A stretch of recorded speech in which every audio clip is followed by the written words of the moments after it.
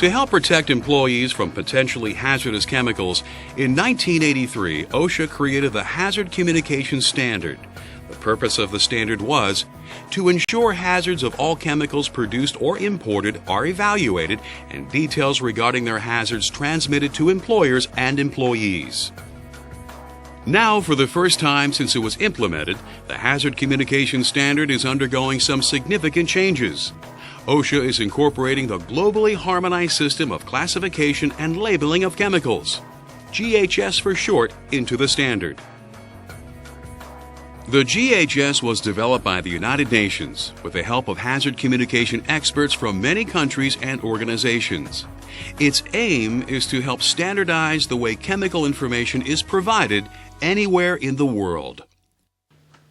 One of the major things that the GHS changes in the Hazard Communication Standard is how containers of potentially hazardous chemicals should be labeled. When OSHA originally created the standard, it was performance-based. This meant that while the standard described what companies needed to accomplish, it left them free to decide exactly how they would do it.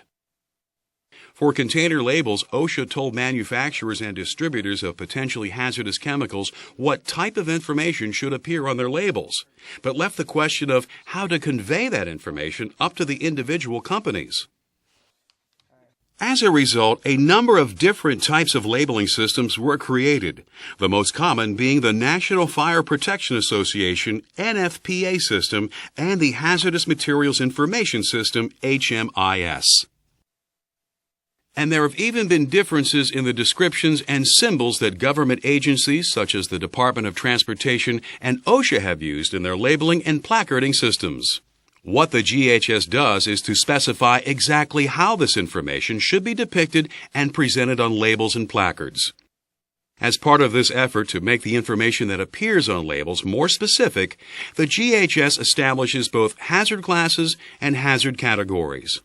Many of the hazard classes are divided into categories, which often reflect the relative severity of the hazard. Much of this information ends up appearing on container labels.